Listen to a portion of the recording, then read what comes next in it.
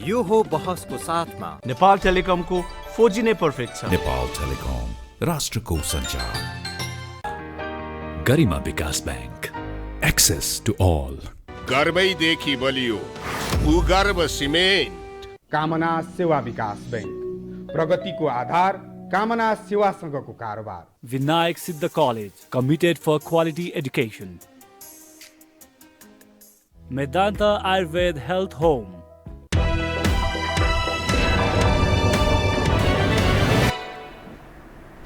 नमस्कार, यो हो बहसमा म यहाँहरूलाई हार्दिक स्वागत गर्दछु। जीवराम भण्डारी। आज यहाँहरू सामुन्ने उपस्थित हुनुहुन्छ नारायण कोइराला। उहाँ राजनीतिक विश्लेषक हुनुहुन्छ, मातृभूमिका लागि नेपाली अभियानका एक अभियन्ता अगुवा। उहाँसँग आज म उहाँको एउटा राजनीतिक पृष्ठभूमि पनि भएको हुनाले उहाँ नेपाली काङ्ग्रेसमा लामो समय क्रियाशील पार्टीको विभिन्न जिम्मेवारीमा पनि उहाँ रहनुभयो। पाल्पा जिल्लाको सभापतिको रूपमा उहाँले काम पनि गर्नुभयो। तत्पश्चात नेभी सङ्घको केन्द्रीय सदस्य, सर्वाधिक कम उमेरमा नेभी सङ्घको केन्द्रीय सदस्यको रूपमा उहाँले काम गर्नुभयो।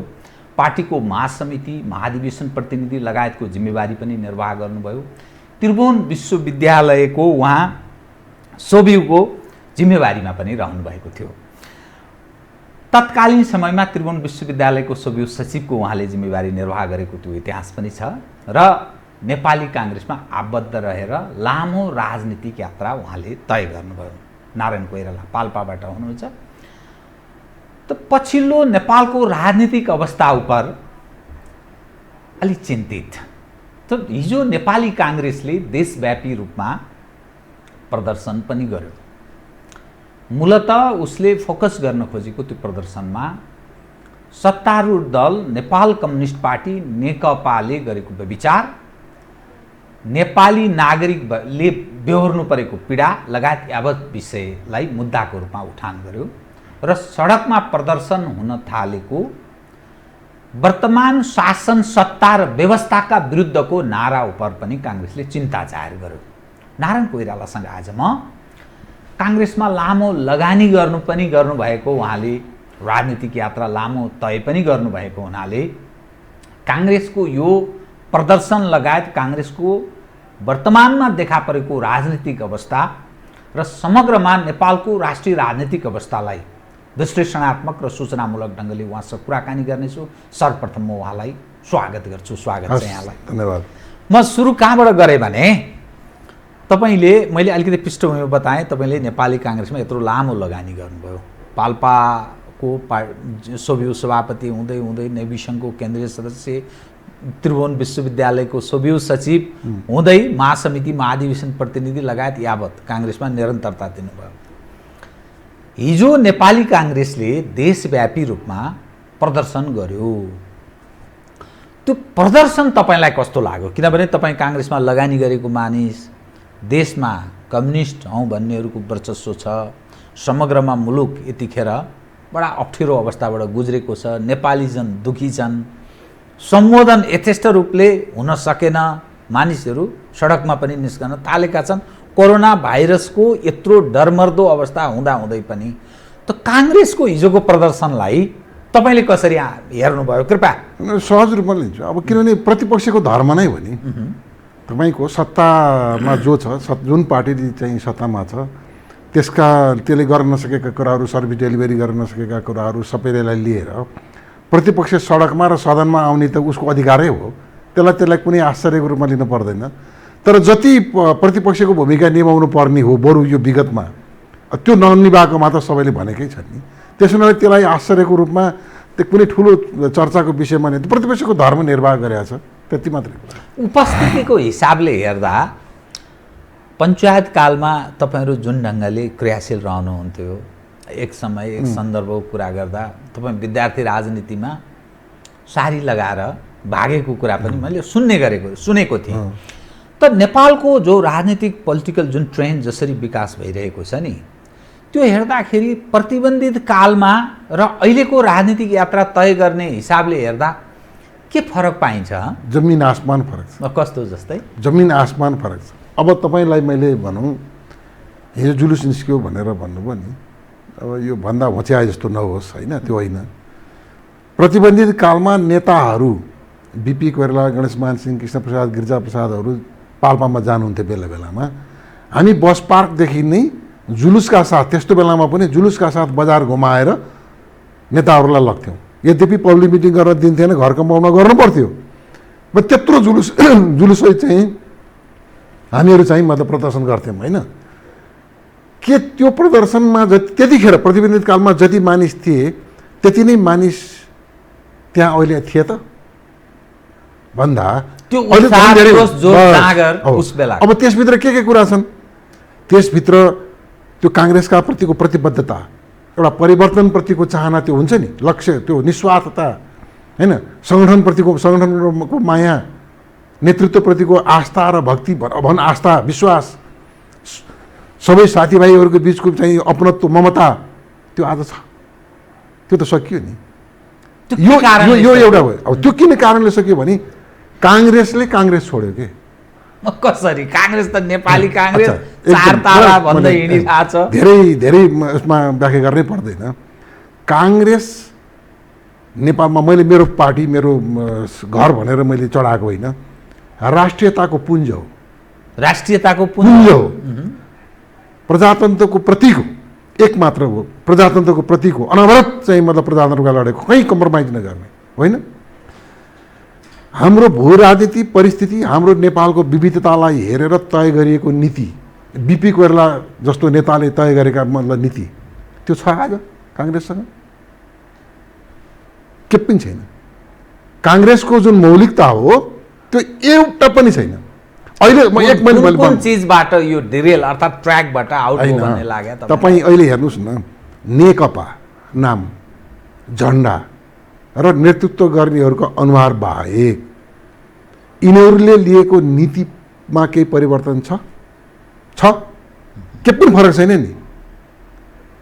त के काङ्ग्रेस र नेकपाको नीति कार्यक्रम उस्तै बा? अनि त्यही हो त काङ्ग्रेस? त्यो त होइन नि। नेपाली काङ्ग्रेसको मौलिक चरित्र के हो? हामी प्रजातन्त्रवादी हौँ, हो, हामी to some extent centre to the left चाहिँ हौँ, किनभने लेफ्ट, किनभने समाजवादी हो नि हामी। तर सम्पूर्ण कुरामा चाहिँ मतलब छाड दिने यो त होइन नि।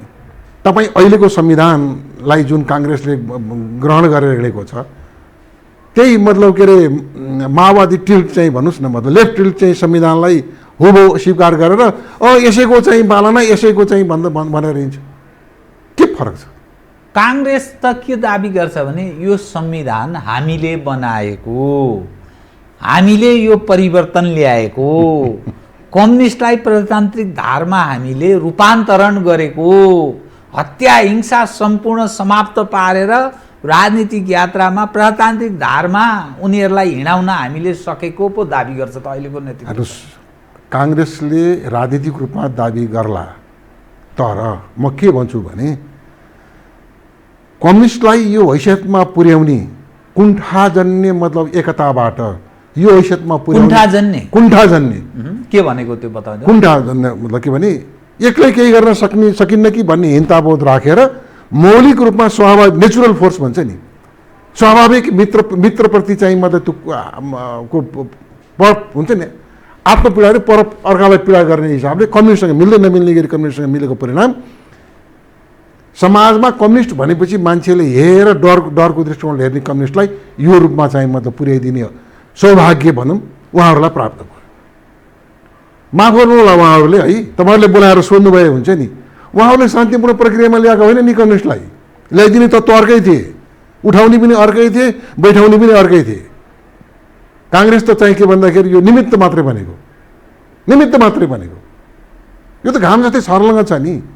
तपाईँको ती सबै मतलब के अरे कथनी र करणीका कुराहरू तत्तत बाहिरका भनौँ न ती शक्तिका मानिसहरूले किताबै लेखेर खुला रूपमा राखेका छन्। स्वाभाविक मित्र भनेको कसलाई मित्रघात गर्नु? म हेर्नुहोस् जीवरामजी, म लुकाएर धर्मराएर कुरा गर्छु। तपाईँ मलाई एउटा कुरा भन्नुहोस् न, देशभित्र यस्ता उग्र कम्युनिस्टहरू बढेको बेलामा त्यो पनि हतियारबन्द। के ती हतियारहरू हाम्रै देशभित्र बनेका थिए, हामीभित्रै पाएको, हाम्रै निर्माण भएको? बुझ्नुपर्छ नि। त्यत्रो हतियार मतलब के हामीभित्रै यहीँ तालिम भएको हो? सबै थाहा छ बाहिरबाट। यत्रो उग्र कम्युनिस्टहरू प्रजातन्त्रको विरुद्धमा हतियार लिएर लड्दा कसले लडाउन लायो, कसले सृजना गर्यो भनेर त्यो कम्युनिस्टलाई कम्युनिस्टसँग मिल्ने हो कि मिल्ने हो? त्यो कम्युनिस्टसँग मिलेर कम्युनिस्ट विरोधी शक्ति राइटिस्ट पावर भन्छन् नि, अनि राजा फाल्ने, त्यो गर्नु काम गरे हो। त्यो परिणाम के भयो? आफ्नै खुट्टा काटिएन। अहिले काङ्ग्रेस जुन अभिगतमा आयो त्यो गर्न हुने काम गरे हो त। एउटा म नडराइकन भन्छु, मलाई कुनै त्यसको लोभ लालच डर छैन।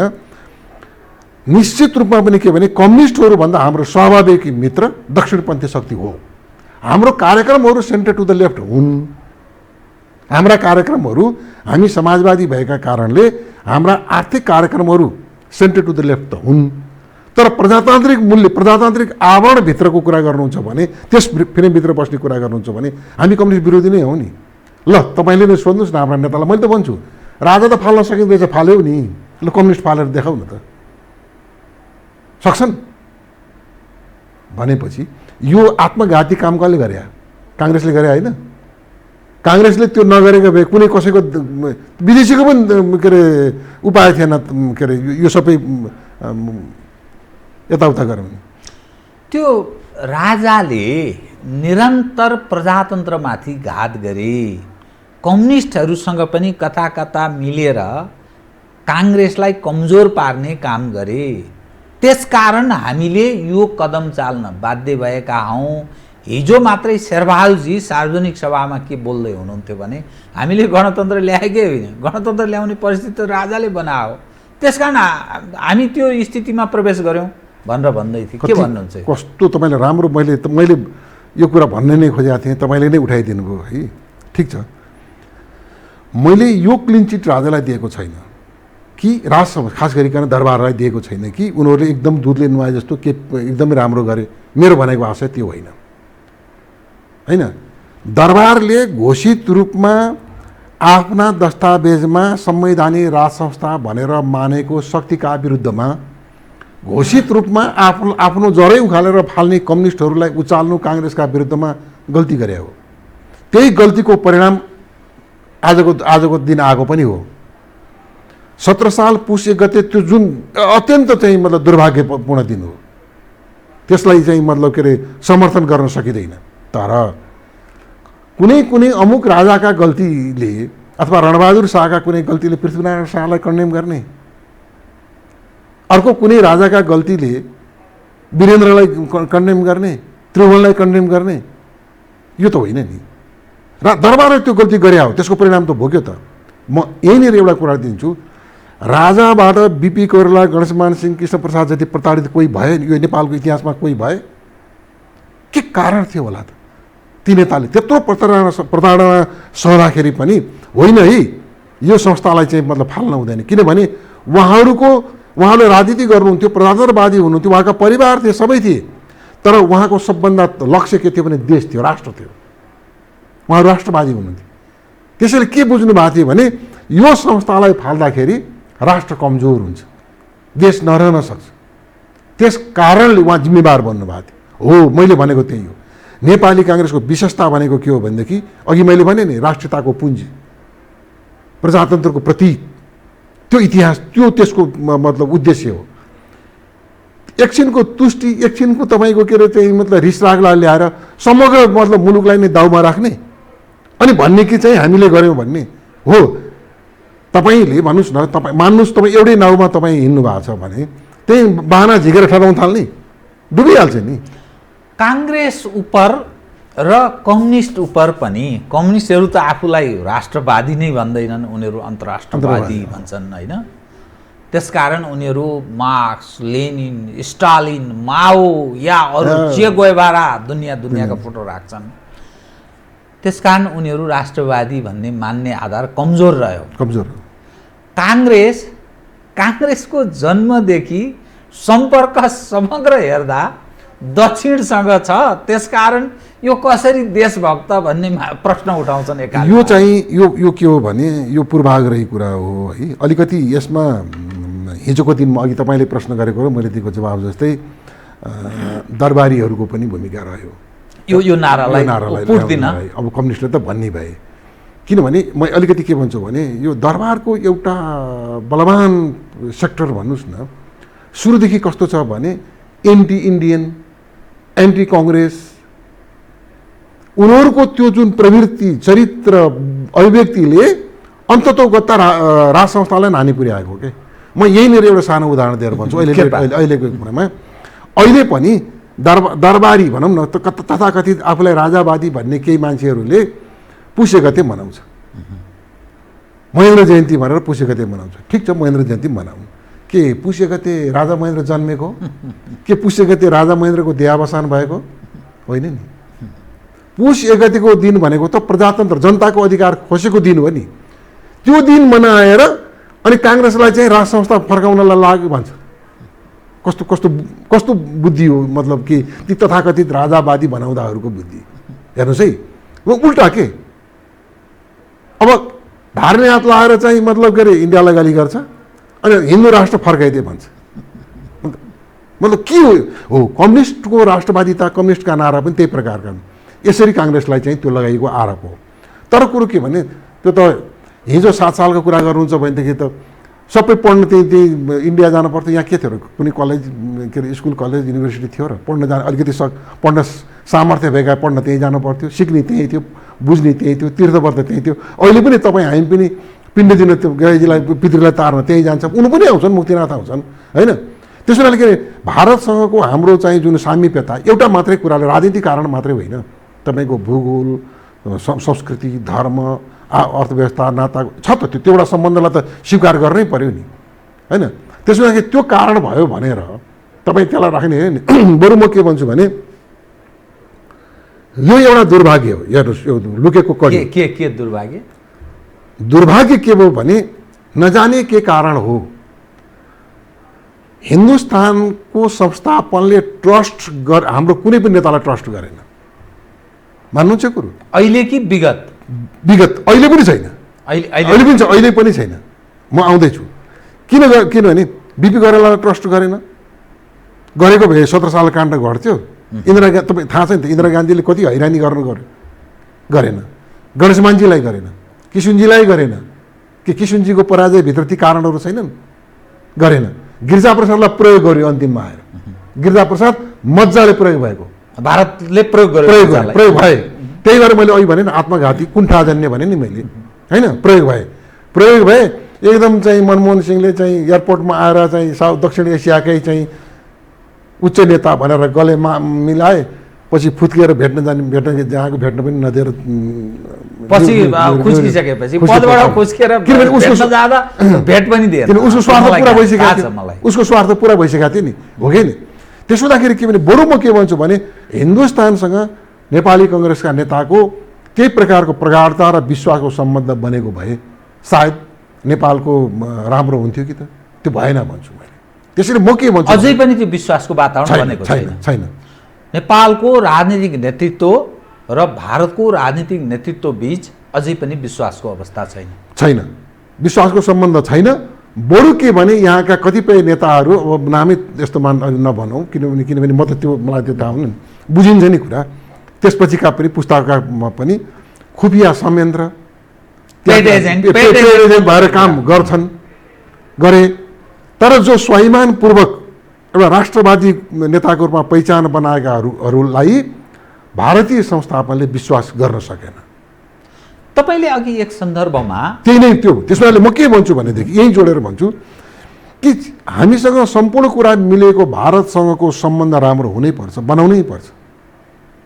एकपटक होइन, दुई पटक होइन, पारस्परिक हितको कुरामा द्विपक्षीय सम्बन्ध हुनैपर्छ र उनीहरूको हितको लागि पनि उनीहरूलाई पनि जरुरी छ, हामीलाई पनि जरुरी छ। त्यो हुन नसकेको बरु त्यस हुनाले तपाईँले एक सन्दर्भमा के भन्नुभयो भने राजा त फाल्न सकियो, अब कम्युनिस्ट फालेर देखाउ त भन्नुभयो नि भने मैले। तर कतिपय मानिस के भन्छन् भने कम्युनिस्टहरू एक्सपोज भए, त्यो आकर्षण अब उनीहरूको बाँकी रहेन, फाल्नै पर्दैन, आफै फालिन्छन्, त्यसकारण काङ्ग्रेसलाई लाभ प्राप्त हुन्छ। अब यी बिग्रदै बिग्रदै गए, यी त के बाँकी रह्यो र यिनको? गरिबको नारा पनि बाँकी रहेन, देशभक्त भन्ने पनि बाँकी रहेन, कुनै चिज बाँकी रहेन, छर्लङ्ग। अब कतिपयले नाङ्गो भए भनेर भन्छ नि। युवरामजी, यो के यो आत्मरतिमा रमाउने भन्छ नि, आत्मरतिमा के यस्तो हुन्छ उस्तो हुन्छ भनेर आत्मरतिमा रमाउने, आफ्नो केही छैन। अर्काको खुट्टुबाट टाउको काटेर अगुल बन्ने होइन कि, हो कि नि? जसरी रावणको दरबारमा अङ्गदले आफ्नो चाहिँ मतलब के अरे पुच्छरलाई चाहिँ बढाएर रावणको भन्दा उच्च आसन गरेका थिए। हामी त हाम्रो सत्कर्म, सद्विचार, राम्रा कार्यक्रमहरू होइन, जनतालाई खुसी बनाएर अरूभन्दा ठुलो बन्ने हो नि। के त्यो काम गरेका छौँ हामी? छैनौँ नि। अब कम्युनिस्ट, अब तपाईँ दुनियाँमा अपवादका केही भन्नुदेखि बाहेक दुनियाँमा कम्युनिस्टले के राम्रो गरेका छ र यहाँ हुन्छ? बाँदरले घर बनाउँछ? कल्पना गर्ने, बाँदरले घर बनाएन भनेर मतलब आश्चर्य मान्ने, त्यो त मैले त के आश्चर्य मान्दिनँ। सत्ता छोड्दैनन्, भोलिका दिनमा पनि उनीहरूको वर्चस्व कायम हुन्छ भन्ने के आधारमा भन्नुभयो तपाईँले? मैले सत्ता छोड्दैनन् वर्चस्व हुन्छ भनेको छैन है, फेरि भनेको छैन। के त भोलिका दिनमा काङ्ग्रेस बलियो हुँदैन भन्नुको अर्थ? काङ्ग्रेस, तपाईँले एउटा कुरा के हो भने पीडा त्यहाँनिर छ। हेर्नुहोस्, कतिपय यी कुराहरू कतिपय पब्लिकली भन्नु पनि गाह्रो होइन, गाह्रो भन्नु पनि गाह्रो। कतिपय कुरा हुन्छ कहिले मेरो कुनामा पनि त मतलब के अरे देश प्रजातन्त्र काङ्ग्रेस त छ नि, छैन र? त्यसलाई कतै पनि मेरो अभिव्यक्तिबाट अलिकति पनि घाटा हुन्छ भने नभनौँ क्यारे भनेर म आफै कम्प्रोमाइज गर्छु, ब्याक हुन्छु नि, हो कि होइन? कुरो चिन्ता कहाँ हो भने कम्युनिस्टहरू यिनीहरूको आफ्नै कुकृत्यबाट फुटेर टुटेर यिनीहरू सिद्धिन्छन्। त्यो सिद्धिँदाखेरि काङ्ग्रेस त जीवन्त बन्न सक्नु पर्यो नि। एउटा कुरा मान्नुहोस्, काङ्ग्रेसले आफ्नो कोर्स करेक्सन गरेन, आफ्नो नीतिमा पुनर्विचार गरेन, बिपी कोइरालाको मतलब के जुन विचार हो त्यसमा फर्केन भने काङ्ग्रेस रहँदैन। त्यो बिपीको विचार, पुनर्विचार भनेको के बताइदिनुहोस् त, अलि स्पष्ट पार्दैन। होइन, म प्रष्ट भन्छु। हेर्नुहोस्, बिपीले, मैले अघि पनि भने नि, बिपीले हाम्रो देशको भू राजनीति परिस्थिति, हाम्रो देशको क्षमता, हाम्रो यहाँको विविधतालाई हेरेर उहाँले प्रष्ट रूपमा नीति तय गर्नुभएको छ। हो, राजा एउटा संस्था हो, राजालाई फाल्ने उद्यम गर्नु हुँदैन। उहाँले डेथ बेडमा बोलेका कुरा हो नि त। मृत्युको शय्यामा पुगेको मान्छेले झुट बोल्दैन, त्यसलाई त प्रमाण, कानुनले पनि प्रमाण मान्छ होइन? जीवनको अन्तिम हरेक मान्छेले चाहिँ छोराछोरी, धन सम्पत्ति, लेन चाउमा यसो सोच, उहाँले अन्तिम पीडामा घिरघिर हुँदाखेरि पनि उहाँले त्यो सन्देश दिएर जानुभएको छ। के त्यो बुढोले गल्ती गरे हो, गलत बोले हो? ती बुढाले एकदम गलत गरेका, गणेशमानले गल्ती गरे, किशुनजीले गल्ती गरे, हाम्रा महामानव के अरे एकदम के क्रान्तिकारी गिरिजाप्रसादजी, शेरबहादुरजीले एकदम राम्रो गर्नुभएको, कृष्ण सिटौलाजी, विमलेन्द्र निधिजीले भयङ्कर राम्रो गर्नुभएको, रामचन्द्र पौडेलजी, के कुण्ठा हो हाम्रो रामचन्द्र दाइलाई पनि? के हुन सक्छ? रामचन्द्रजी धेरै आक्रामक हुनुहुन्छ। अहिले हेर्नु न, अहिले आक्रामक भएका मान्छेमा रामचन्द्र पौडेल, विमलेन्द्र निधि, गगन थापा, कृष्ण सिटौला। मैले यही तपाईँलाई सोधौँ न, रामचन्द्र पौडेलले दुःख गरेको कुरालाई छ, कृष्ण प्रसाद सिटौलाले मैले जति पनि पार्टीमा दुःख गरेका छैनन्, मैले जति पनि दुःख गरेका छैनन्। मलाई थाहा छैन कृष्ण प्रसाद सिटौलाको उदय के गरी भएको, यो पार्टीमा के भएर भएको भन्ने मलाई थाहा छैन। त्यसो हुँदाखेरि हेर्नुहोस्, कुरो के हो भने तपाईँ यो लेखेर राख्नुहोस्, कङ्ग्रेस यसमा पुनर्विचार गरेन, बिपीको नीतिको त्यो बाटोमा फर्केन भने अब राम भन्ने भन्दा केही भए छैन। किशुनजी र गणेशमानजीलाई त म पनि निकटबाट बुझेको र उहाँले भनेको विषयलाई तपाईँले भनेको कुरासँग मेल खान्छ, किनभने मैले आफै अनुभव गरेको छु। किशुनजीले जीवनको उत्तरार्धकालमा भनेको कुरा म आफैले सुनेको छु र गणेशमानजीसँग पनि मैले कतिपय सवाल जवाफ गरेको हुनाले त्यो जान्दछु। बिपीलाई मैले भेट्ने अवसर पाएँ, किनभने म त 40 सालमा मात्रै काठमाडौँ टेकेको हुनाले। तर काङ्ग्रेसका कतिपय मानिस रामचन्द्र पौडेल मार्काहरू भने मैले, या अरू यस्तै मार्का, उनीहरू के ठान्छन् भने यदि बिपी भइदिएको भए अहिले उहाँले पनि यही निर्णय गर्नु त्यो हामी जुन निर्णयमा यसो पुग्यौं, गरौँ, यसो त्यही गरौँ। निर्णय गर्नुहुन्थ्यो यसो गरौँ भन्ने न, दृष्टिकोण यसो राख्नु गरौँ न छ। जीवरामजी, उहाँ माथि महापुरुषहरूलाई अब सँगै राख्न फेरि मलाई पनि राख्ने भने फेरि भनिहाल्छन् हेर्नुहोस् होइन। ती महापुरुषहरूलाई बोलाएर सोध्नुहोस् न, त्यो दस्तावेज त्यो किताबहरू देखाएर लाइन बाई अन्डर गरेर यो के हो नि भनेर सोध्नुहोस् न एकचोटि। त्यही त्यसपछि त नाजवाब हुन्छ नि, त्यति त गर्नुहोस् त ल एकचोटि।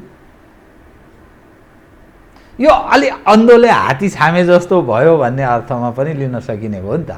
होइन बिपीले यो भनेको होइन, यो चाहिँ यो भनेको यो कान हो, यो मतलब आँखा नदेख्नेले त्यस्तो भने जस्तो भए त यस्तो हो कि अब कस्तो भनेदेखि एउटा समस्या कस्तो भने सबै मान्छेले सबै पढाएको छैनन्। बिपीका सबै किताबहरू पनि नपढ्ने अनन्त धेरै काङ्ग्रेस छन् नि। म तपाईँलाई एउटा कुरा भनौँ, यो महाधिवेशनमा एउटा डेलिगेटले भएकै कुरा बिपीको पढ्दा यो बुढो पनि हाम्रो काङ्ग्रेसमा रहेछ है त्यस्ता काङ्ग्रेसहरूको वर्चस्व बढ्यो अब हो कि होइन। तपाईँ अब यो भनौँ अहिले काङ्ग्रेसमा कस्ता मान्छेको बाहुल्यता हुँदै गएको छ भन्नुहोस् न। अत्याधिक जिल्लामा तपाईँ महाधिवेशन महाप्रति हेर्नु भने जग्गा दलाल, म्यान पावर व्यवसायी, ठेकेदार, हेर्नुहोस् है, स्कुल र क्याम्पसमा राम्रोसँग नपढाउने ठग्ने मास्टर र क्याम्पस पढाउने शिक्षकहरू, कुण्डले मुण्डले लोफर गुण्डाहरू है, कालाबजारी गर्ने व्यापार यस्तो गर्ने चाहिँ मतलब व्यापारीहरू, जिल्लामा घुसखोरमा गनिएका चिनिएका कर्मचारीहरू, इलमै नगर्ने मतलब के अरे ब्याक बेन्चर वा पढ्न नसक्ने मतलब के अरे लोफर केटाहरू तपाईँ हेर्न जानुहोस्। अहिले काङ्ग्रेसका अत्यधिक सक्रिय सदस्य र तपाईँको जिल्ला कमिटीमा बस्ने र महाधिवेशन महासमिति आउनेहरू अत्यधिक त्यही ब्रान्डमा छन्, जुनसुकै जिल्लामा जानुभयो भने। तपाईँले के सपना देख्नु भएको थियो र त्यो सानो कलकलाउँदो उमेरमा काङ्ग्रेसतर्फ आकर्षित हुनुभयो? के देखेर, के बुझेर, के जानेर तपाईँ जस्तो पाल्पाको सोबियुको अध्यक्ष हुनुभएछ होइन, उस समय सभापति, उस समय पार्टीमा, अनि महाधिवेशन प्रतिनिधि हुनुभयो, महासमिति सदस्य हुनुभयो, तपाईँ त्रिभुवन विश्वविद्यालयको सोबियु सचिव हुनुभयो, विभिन्न जिम्मेवारीमा रहनुभयो, फेरि तपाईँ कोइराला। अब यो के चिजले आकर्षित गरेर काङ्ग्रेसमा लाग्नुभयो, के सपना देख्नु भएको थियो र अहिले के लाग्छ त यतिखेर चाहिँ? यसमा एउटा अलि लामो हुन्छ अहिले है, त्यो कुराहरू मैले लेख्ने कुरा हो, म त्यो लेखिराखेको छु होइन। मैले यी सबै कुराहरू मैले एउटा लेखिराखेको छु। अब अहिले प्रसङ्गवश भएको त्यो लेख्दाखेरि चाहिँ मेरो त्यो किताबको मैले पहिलो च्याप्टरै गरिबीसँग जोडेर मैले एउटा स्टोरी जस्तो छ, एउटा कुनै कुमालसँगको कथा छ है, त्यो घटनाले मेरो जीवनमा परिवर्तन ल्याइदिएको थियो। मलाई 36 साल अगाडिकै एकदम म बच्चा हुँदाखेरि, तपाईँको भन्नुहोस् न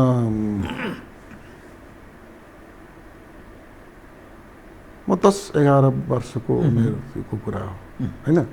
बाल मस्तिष्कलाई पनि त्यसले मेरो एउटा मोड आउँछ नि, त्यो मेरो मोडै चेन्ज गरिदियो। मेरो पिताजी पनि धेरै चिन्तित भइछु, भन्ने छैन, झन्डै म कम्युनिस्टहरूको सङ्गतमा परिसकेका थिएँ। त्यो गरिबी बाबा, यो गरिबीलाई कसरी फाल्न सकिन्छ भनेर। तर पछि बिस्तारै मतलब के अरे बुवाले नै मतलब बुवालाई लाग्यो होला छोरो कतै कम्युनिस्ट भइदिएला कि भन्ने पनि भयो होला, तर बुवाले मलाई कहिल्यै केही भने छैन। बरु यो भनौँ, मैले एसएलसी सकेर जब मैले काङ्ग्रेस को छन् जिल्लामा भनेर खोजेर मतलब के अरे आफूलाई भेट्न थालेँ, त्यो बेलासम्ममा मैले मार्क्सवादको सामान्य अध्ययन मैले गरिसकेका थिएँ। त्यो शिक्षा मेरो पिताजीले मलाई दिएको। हेर्नुहोस्, मेरो राजनीतिक गुरु पनि मेरो पिताजी होइन। अनि मैले त्यो इम्प्रेसन, त्यो गरिबीको त्यो गुमालको कथाबाट म इन्सपायर भएर के गरी हुन्छ भनेर खोजिने जाने क्रममा यसको समाधान के हो त भन्दा त राजनीतिक व्यवस्था हो। अनि त्यो चिज मैले पञ्चायतमा त्यो देखिनँ। म फेरि अलिकति स्वतन्त्र त्यसैले पञ्चायतको खिलाफमा म गएँ। अब त्यसमा पिताजीको शिक्षा पनि थियो, सबै चिज थियो। अर्थात् मैले एसएलसी सकेर कलेज पढ्न जाँदाखेरि म पूर्ण रूपमा म कम्युनिस्टसँग भिडेर मार्क्सवादको छलफल गर्न सक्ने भइसकेका थिएँ होइन।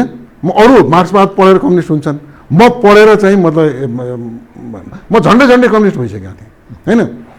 भएर अनि मैले को जिल्लामा काङ्ग्रेसीहरू को हुन् भनेर फेरि बुवासँग सोध्दै, अरूसँग बुझ्दै गएर खोज्दै गएर म आफै गएको।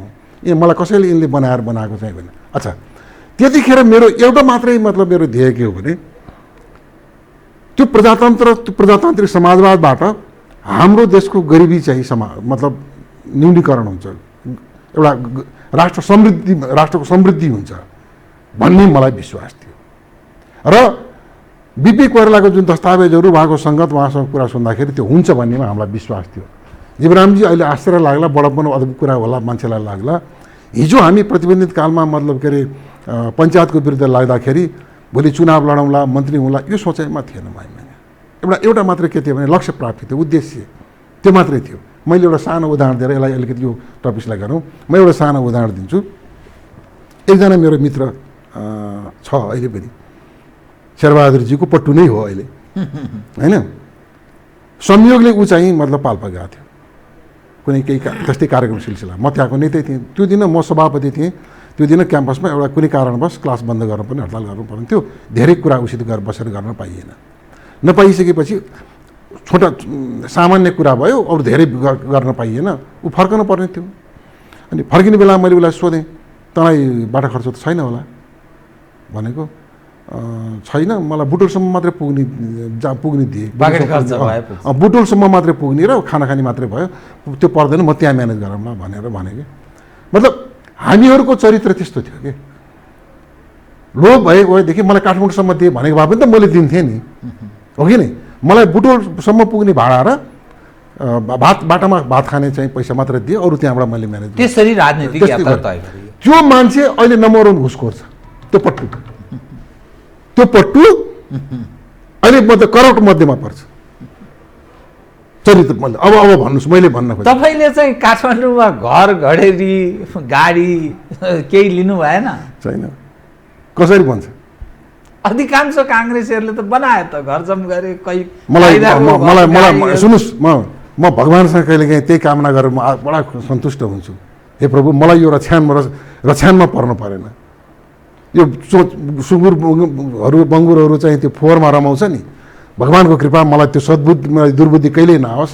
मलाई चाहिँ के भन्दाखेरि त्यो रछ्यानमा मलाई पर्नु परेन। म स्वाभिमानपूर्वक आफ्नो प्रतिष्ठा बचाएर आफ्नै बाबुबाजेको छालो र मेरो चाहिँ मतलब के अरे बुद्धि बेचेको, श्रम बेचेको भन्नुहोस् न, लेखपढ गरेकोले म आफूलाई बडो आर्थिक अनुशासनमा बसेर म बाँचेको छु। मलाई कुनै तृष्णा छैन। त्यो अवसर तपाईँलाई प्राप्त नभएर काङ्ग्रेसको कटु आलोचना गरे त होइन? धेरै तपाईँभन्दा जुनियर साथीहरू मन्त्री भए, आय आर्जन गरे, अर्थोपार्जन एकदम। म यसमा दुईटा कुरा भन्छु। साथीहरू मन्त्री भए, मलाई त्यो अवसर नदिएका हुन्। अर्थात् के भने मलाई 48मै टिकट दिनु पर्थ्यो, म माथि अन्याय भएको। 48मै टिकट दिनु पर्थ्यो, म माथि अन्याय भएको। अन्याय गरे। अहिले पहिला अलि 8-10 वर्ष अगाडिसम्म मलाई रिस उठ्थ्यो। अनि अहिले आएर के भन्छु भने ओहो, यिनले मलाई ठिक गरेछन्। अहिले मलाई भन्नुहोस् न, कतिजना विदुर पौडेलजी चाहिँ मतलब सांसद पनि हुनुभयो, पछि उपकुलित हुनुभएको थियो नि।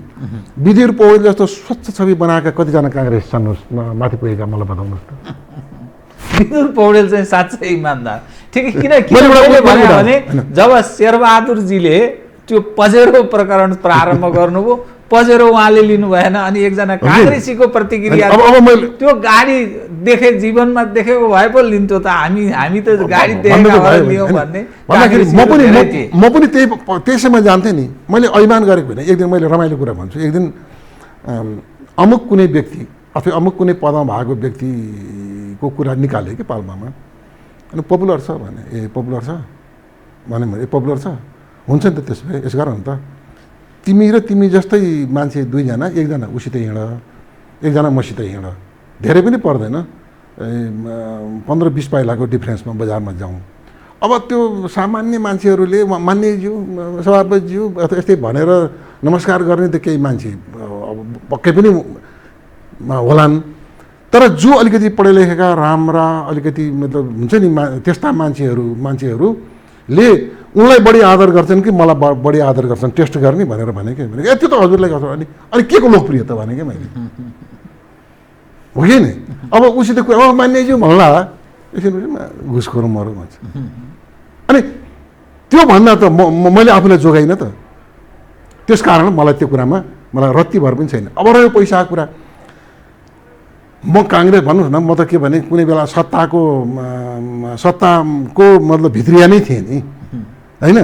त्यो बेलामा मतलब मलाई यो काम गरिदिए त्यो गरिदिए त्यो गरिदिए भनेर मलाई डिलिङ गर्ने अफरहरू आएनन् होला र? थाहा छ नि त, मैले कुरा बुझाएको छु नि। कुरा के भने म त्यसरी आर्जन गर्न चाहन्न, मैले एकदम इमान्दारीपूर्वक, मैले कुनै कुण्ठाले हुन्छ नि, मलाई त्यो होइन। तर अब नेपाली समाजमा राजनीति गर्ने मानिस उप सोलो ढोलो एकै ढङ्गले हेर्ने अब त्यस्तो परिस्थिति निर्माण भइसक्यो। कुनै पनि राजनीति गर्ने मानिसले मैले बेइमानी गरेको छैन, मेरो राजनीति गर्नुको अर्थ म यो देशको लागि, यो नेपाली जनताको हितका लागि भनेर तपाईँले काहीँ भाषण गर्नुभयो या कतै बोल्नुभयो भने मान्छे गलला हाँस्छन्। अब कसरी यो स्थितिमा पदार्पण गर्यो, अब कसरी तपाईँ आफूलाई यो समाजमा स्थापित हुनुहुन्छ बताइदिनुहोस् त। मैले अब अहिले मान्यतालाई कसरी स्थापित गर्नुहुन्छ? यसमा समाज पनि दोषी छ है, अनि हाम्रो चिन्तन शैली पनि दोषी छ होइन, हाम्रा प्रवृत्ति पनि दोषी छन्। म एउटा उदाहरण दिन्छु। कस्तो भने कुनै राजनीति गर्ने कर्मी मान्छे छ, चिया पसलमा बस्यो भने सबैजना आएर चिया खान पर्ने, खाजा खान पर्ने, पैसा चाहिँ तेल तिर्नुपर्ने। म त मुखै भनिदिन्छु, तिमीहरू जम्मैको पैसा तिरेर के म चोरन जाने? प्रवृत्ति त्यस्तो छ के, हाम्रो सामाजिक प्रवृत्ति पनि त्यस्तो छ। अर्को कुरा, विश्वविद्यालयको एउटा प्रोफेसरको 1 तलाको घर छ, भन्सारको लोडरको चाहिँ 5 तलाको घर छ भने त्यो लोडरलाई मान्ने समाज यही हो के। हामी त्यो ढङ्गको हुन पनि छौँ, समाज पनि दोषी छ। तर प्रश्न कहाँ हो भने राजनीति समाज परिवर्तनको सबभन्दा ठुलो माध्यम होइन र?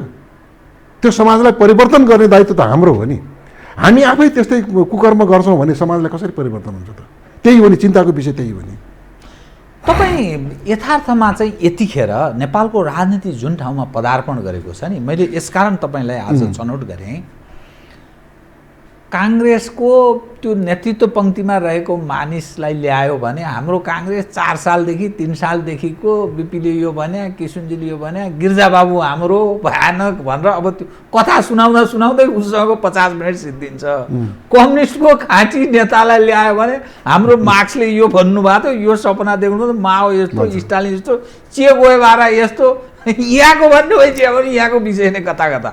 त यसो गर्दाखेरि जो दर्शक छन् तिनका लागि अप्रिय बन्दै भुक्तान पनि पाक्ने स्थिति बन्छ कि। त्यसकारण तपाईँको मैले यसकारण छनौट गरेँ कि अहिले हाम्रो जो नेपाली समाज जुन ठाउँमा पदार्पण गर्दैछ, मानिस दुखी छन्, बेरोजगार छन्, सम्पूर्ण स्वतन्त्रता छ भनिएको छ, पाएको केही छैन, हर क्षेत्रमा आफ्नो राजनीतिक तृष्णा पुरा छ, केही मानिसहरूलाई लाभ छ, बहुमत मानिसहरू बडा असाध्यै अप्ठ्यारो अवस्थाबाट गुज्रिरहेछ। त यो स्थितिमा नेपालको राजनीति यही रूपमा रहन्छ कि परिवर्तन हुन्छ भने के हुन्छ, के सम्भावना देख्नुहुन्छ? तपाईँहरू जो राजनीतिमा लामो समय व्यतीत पनि गर्नुभयो, पार्टीसँग आबद्ध पनि हुनुहुन्छ, एउटा प्रयास पनि तपाईँ मातृभूमिका लागि नेपाली एउटा अभियान तपाईँहरू एउटा अभियन्ताको रूपमा एउटा प्रयत्न पनि गरिरहनु भएको रहेछ। त के चाहनुहुन्छ तपाईँ बताउनुहोस् त। तपाईँले समग्र कुरामा आयो होइन, यो कुरा गर्दाखेरि राजनीति परिवर्तन, तथाकथित राजनीति परिवर्तन के गरी भयो, जनमानसमा कस्तो छ, दलहरूको के अवस्थामा छन्, बाह्य शक्तिका भूमिकाहरू के छन् होइन, आउने मतलब के अरे त्यसलाई गर्नलाई गर्ने रणनीतिहरू के हुन् आदि इत्यादि सबै कुराहरू चाहिँ विश्लेषण गर्नुपर्ने हुन्छ। सायद त्यसलाई समय अलिक कम पनि होला। म त्यसलाई भने मैले अघि पनि सङ्केत गरेको छु, माओवादीको उद्गम किन भयो, कसले गरायो, जगजाहेर छ होइन, कसले त्यसलाई चाहिँ यो रूपमा ल्यायो त्यो पनि जगजाहेर छ। कम्युनिस्टहरूले निर्माण गर्ने हुन् कि ध्वंस गर्ने हुन् त्यो पनि हामी कुरा गरिसक्यौँ, हो कि नहीं? काङ्ग्रेस त्यसमा लतारियो यो पनि हामी भनिसक्यौँ। यी पात्रहरूलाई राम्रोसँग थाहा छ कि हामीले कुन शक्तिको आधारमा, के का आधारमा हामी कसरी मतलब के अरे शिखण्डी बनेर यी चिज भएका हुन् र जनमत कतातिर छ भन्ने कुरा यिनलाई राम्रोसँग थाहा छ। संविधान ल्याउँदाखेरि तथाकथित जनमत बटुल्न भनेर हिँड्दाखेरि आम मतलब के अरे चाहिँ मतलब के अरे 90% बढी मान्छेले के राय दिएका थिए त्यो त सबैको थन्क्याएर राखियो नि, यसलाई राम्रोसँग थाहा छ। अर्थात् कुनै कारणवश पर्यो भने यो अहिलेको तथाकथित सत्ता पद्धति भनौँ न पात्र गुर्लुम तासको घर जस्तै ठाउँछ। तपाईँ यसमा कुनै दुविधै छैन। ल्यान्ड अत्यन्त फर्टाइल छ त्यो हुनको लागि, जमिन अत्यन्त उर्वर छ। तर कुरो के हो भने तपाईँको परिवर्तनका लागि 3टा प्रमुख आधारहरू चाहिँ चाहिन्छन् हेर्नुहोस्। के है, एक नेतृत्व। जनता सडकमा आउनको लागि जनताले भरपर्दो विश्वसनीय नेतृत्व खोज्छ। अहिले हामीसँग त्यस्तो प्रकारको बनाउ नेतृत्व छैन। त्यसैले हामीहरूले चाहिँ मतलब सङ्गठन निर्माण गरेर त्यो चाहिँ गर्नु पुग्ने, आन्दोलन गर्दै जस्तो भन्नुहोस् न, भोलि हिजोको म जल्दो बल्दो विद्यार्थी त थिएँ होला, मेरो पाल्पा जिल्लामा अथवा अब काठमाडौँमै मैले धमाका मचाउन सक्छु त्यो त होइन नि। पाल्पामा एउटा इस्यु निकालेर गर्न सक्छु, मैले टेस्ट केस पनि गरेँ है, हिन्दू राष्ट्रको जुलुस एकचोटि निकाल्ने भनेर विशाल प्रदर्शन गराएँ। त्यस्तै म जस्तै अरू जिल्लामा पनि त म जस्तै मान्छेहरू छन् नि। हो, यस्तो प्रयत्नबाट अनि मतलब के अरे एउटा नेतृत्व चाहिँ मतलब बनाउने हो। त्यो अहिलेको त्यो ल्याकिङको लागि पुरा गर्ने एउटा हो। दोस्रो, त्यस्तो चाहिँ मतलब के अरे परिवर्तनका लागि एउटा बनाउ विश्वसनीय संस्था पनि चाहिन्छ। त्यो संस्था पनि छैन, हामी त्यो संस्था पनि निर्माण गर्दैछौँ। तेस्रो, त्यो चिजका लागि लिने विचार हो। तपाईँ विचार बिना, दर्शन बिना मानिस पछि लाग्दैन। हामीसँग त्यो विचार पनि बलवान छ। त्यसकारण म तपाईँलाई के भन्छु निष्कर्षमा भने, यदि यो व्यवस्था संवैधानिक व्यवस्था राख्न खोजिएको हो भने देश रहँदैन। तपाईँ निश्चिन्त हुनुहोस्। यथास्थिति यही रूपमा रहँदैन, देश रहँदैन। अब त्यसो भन्दा कोही के भन्छन् भने अनि देश त रहन्छ, देश कहाँ जान्छ भन्छ। हो, देश त रहन्छ। हिजोको लेबनानमा 17% भूभागमा एउटाको सेना हुन्थ्यो, त्यसको बेरियर हुन्थ्यो।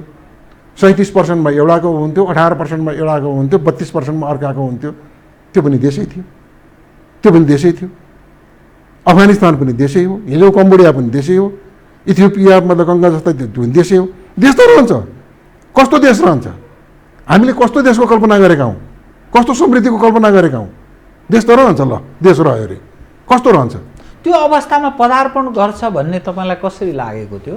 किन, के कारणले?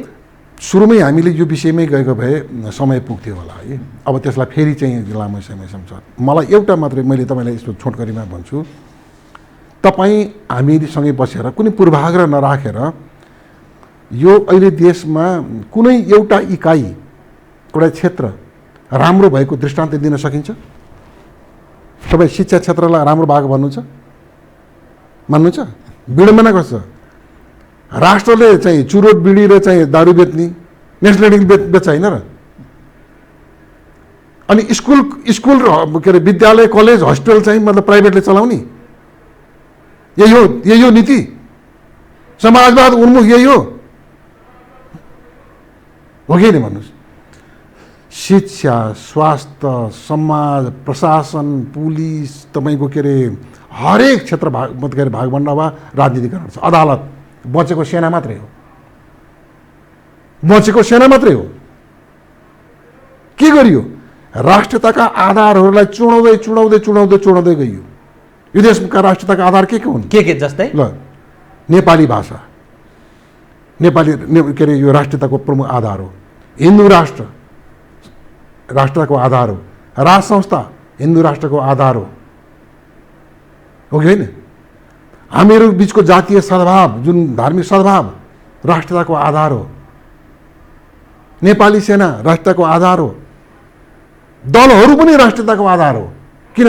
तर दलका नेताहरू, दलहरूको इमेज भएका छन्। लोटा चोर र चाहिँ कटोरा चोर मध्ये दुईटालाई भनेपछि एउटा छान्नै पर्यो नि, जनताले के गर्नु बिचरा? विकल्प भएन नि, हो कि होइन? त्यस कारणले के भने कुनै एउटा क्षेत्र बाँकी छैन राम्रो भनेर उदाहरण दिएर यो त राम्रो छ भन्ने। त्यसकारण मुलुक अप्ठ्यारो स्थितिमा, खतरनाक अवस्था यो होइन। दुई, सबै मतलब के अरे प्यादा मतलब के अरे पेरोलका भए, सबै भन्नाले लगभग भन्नुहोस् न एउटा हायरार्कीमा आए। भोलि तिनीहरूले ग्रुम गर्ने पनि त्यस्तै मान्छे आउँछन्, हो कि होइन? त्यो पनि एउटा कारण छ। कसैलाई राष्ट्रप्रतिको चिन्ता छैन, कसरी कमाउने भन्ने थियो। मन्त्री हुने, सत्तामा राजनीति गर्ने भनेको चाहिँ कमाउने, एउटा वैधानिक भन्नुहोस् न, मतलब केही अख्तियार नलाग्ने, आनन्दसँग कमाउन पाउने पेसा भयो राजनीति पेसा हो? कहीँ राजनीति पेसा होइन नि। म राजनीति गर्छु, मेरो पेसा होइन। पेसा भनेको मैले मेरो दाल भात कहाँबाट खान्छु भनेको त्यो हो पेसा। राजनीति पेसा बनाइयो। त्यो पनि त्यसले पनि भएन। अर्को हाम्रो भू राजनीतिमा खेलिने मतलब के अरे शक्ति राष्ट्रका खेलहरू र हाम्रो कूटनीतिक जुन अपरिपक्वता यी सबै कारणले हामी चाहिँ मतलब त्यो अप्ठ्यारो परिस्थितिमा चाहिँ हामी छौँ। त्यसकारण कुरा के हो भने राष्ट्र जोगाउने हो भने यो संविधान र यो पद्धति फाल्नु पर्यो। संविधान र पद्धति फाल्नु पर्यो। होइन यो जोगाउने हो भने राष्ट्र रहँदैन। कुन चाहिँ रोन्दी हो? यो प्रष्ट कुरा, यो धर्म रहेर कुरा गर्ने कुरा होइन। तर अब सङ्गठित तागत हेर्नुहोस्, यत्रो काङ्ग्रेसका कार्यकर्ता छन्, कम्युनिस्टका कार्यकर्ता छन्, उनीहरू त्यसैमा विश्वास गर्छन्। अब यो त झन् खतरनाक अवस्था भएन? व्यापक बृहत अब पोलराइज्ड हुने स्थितिमा जान तपाईँले लिएको सिद्धान्त मान्यतालाई आधार बनाउने हो भने राजनीतिक दल र जनता बीचको दूरी भयावह बढ्छ र यसले चाहिँ व्यापक ठुलो एउटा नोक्सानीमा जान्छ। गजब मार्मिक कुरा गर्नुभयो। अहिले हामी हरेक ठाउँमा जाँदै सङ्गठन गर्दै गएको छौँ, तयारीमा छौँ है। म अस्ति आइतबार मात्रै पोखराबाट आएको होइन। हाम्रो क्लोज त्यहाँका कोर टिमसँग क्लोज मिटिङमा यही प्रश्न गरेँ कि वडा तहसम्म तलबी छन्, तलबी छन्। एउटाले भन्छ मेरो 7 लाख 8 लाख कार्यकर्ता के अरे सङ्गठित कार्यकर्ता छन्, यति लाख पुर्याउने भन्छ। अर्कोले यति छन् सक्रिय कार्यकर्ता, यति पुर्याउने भन्छ। कसरी भेट्ने तिनीसित भने मैले के भने मैले उहाँहरूलाई एउटै भने हिजो पञ्चायतको विरुद्धमा हामी लाग्दा हामी जिल्लामा कति थियौँ? 5-7 जना नेभी सङ्घका नेता थियौँ होला र अब थियौँ होला। यसो 8, 9, 10, 11 जनाको चाहिँ काङ्ग्रेसको कार्य समिति थियो होला। पञ्चायतको वडासम्म तिनको पनि सङ्गठन थियो नि। जुलुस निकाल्थे, शक्ति तिनै थिए, पैसा तिनैसित थियो, सत्ता उनीसित थियो। कसरी डल्यो? विचारले ढाल्ने हो। मूल कुस्ती खेल्ने त होइन नि, होइन? त्यो ठाउँमा पदार्पण गर्यो त गर्दैछ। त के सिस्टमको अपेक्षा गरे तपाईँले? हेर्नुहोस्, बहुदलीय प्रजातन्त्रको विकल्प छैन। यसको विकल्प छैन। त बहुदलीय प्रजातन्त्रै छ त अहिले। बहुदलीय प्रजातन्त्र छ, बहुदलीय व्यवस्था छ, दलीय प्रतिस्पर्धा छ नि, छ है। संविधान म यो संविधानका राष्ट्रघाती प्रावधान खारेज गर्ने मैले दल बनाउँछु भने दर्ता गर्न दिन्छ? दिन्छ? ल तपाईँ भन्नुहोस्, दिन्छ? दिन्न। अनि प्रजातान्त्रिक भयो। एउटै मात्रै मैले पहिले सुरुमै एउटा प्रश्न गर्ने, म संवैधानिक हिन्दू के अरे मतलब के अरे म संवैधानिक राष्ट्र संस्था सहितको बहुदलीय प्रजातन्त्र वैदिक सनातन हिन्दू राष्ट्रको कल्पना गरेर मैले दल खोल्न चाहेँ। दर्ता दिँदैन। प्रजातन्त्रमा दल रोक्ने तिमीले त्यो त कम्युनिस्ट चरित्र भएन। निषेधको भावना रह्यो। चीनमा पनि पार्टीहरू त छन् नि, उसको अनुकूलको पार्टी भयो नि। हो, मैले सुरुमै एउटा सानो कुराबाट भनिदिइसकेँ। त्यस कारणले कुरा के हो भने यदि प्रजातन्त्र हो भने त शान्तिपूर्ण तवरले सङ्गठन गर्ने, विचार राख्ने, सबै गतिविधि गर्न पाउनु पर्यो नि। सुरुमै भनिदिइसकेँ एउटा सानो कुरा। होइन भने दुनियाँको कहीँ संविधान देख्नु भएको छ प्रस्तावनामा गाली गलौज, आफ्नो इतिहासप्रति गर्व गर्छ। देश पृथ्वीनारायण शाहले बनाए, पृथ्वीनारायण शाहको शालिग ढाल्ने, पृथ्वीनारायण शाहको नाम लिन चाहिँ मतलब हिंताबुत गर्नुपर्ने, लेनिनको जन्म जयन्ती मनाउन हुने, गान्धीको मनाउन हुने, पृथ्वी शाहको मनाउन नहुने, जसले देश बनायो। यही मानसिकता हो, यही प्रवृत्तिले बन्छ। त्यस हुनाले के हो भने जीवरामजी भने यो व्यवस्थाको अन्त नै समाधान हो, यो संविधानको अन्त नै समाधान हो र त्यसको अन्त हुन्छ। सम्भव कसरी सम्भव छ? आम जनतालाई यो चित्त बुझेको छैन। हेर्नुहोस्, म एउटा भनौँ न, आम जनता भनेको त भोट दिइरहेछ, कसरी चित्त बुझेको? मैले अघि भने नि, लोटा चोर करुवा चोर दुईटालाई एउटालाई भोट दिनु पर्यो, जनताले दिने भने ती जनतालाई किन दोष दिने? हिजो पञ्चायतको पालामा पनि लाइन लगाएर भोट हालेकै थिए। प्रजातन्त्रको पुनर्स्थापना भयो, काङ्ग्रेस एमालेलाई भोट हालेकै थिए। माओवादीले पनि हर्रे भोट हालेकै थिए। अहिले माओवादीलाई पनि भोट नहालेर बाहिर फालिदिएकै छन्। उनले विकल्प दिनुहोस् न, उनी भोट हाल्ने, जनताले भोट हाल्नमा साथ दिन्छन्। नेपाली जनताले भोट हाल्नमा गल्ती गरेको मलाई लाग्दैन। त्यो परिवर्तनको घडीमा देश पदार्पण गर्यो भन्ने निष्कर्षमा एकदम हो। हस्, धन्यवाद छ है। हस्, धन्यवाद। आदरणीय दर्शकवृन्द, उहाँ हुनुहुन्थ्यो नारायण कोइराला। मातृभूमिका लागि नेपाली अभियानका एक अभियन्ता तथा राजनीतिक विश्लेषक समसामयिक विषयलाई केन्द्रमा राखेर गरिएको कुराकानी। म सहित मेरो सम्पूर्ण युनिटलाई कार्यक्रमबाट बिदा दिनुहोस्, तर यो हो टेलिभिजन हेर्दै रहनुहोला। नमस्कार।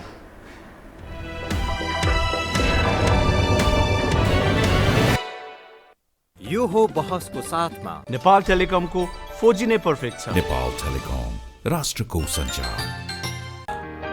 गरिमा विकास ब्याङ्क, एक्सेस टु अल। गर्वैदेखि बलियो भूगर्भ सिमेन्ट। कामना सेवा विकास बैंक, प्रगतिको आधार कामना सेवासँगको कारोबार। Vinayak Siddha College, committed for quality education. Medanta Ayurved Health Home,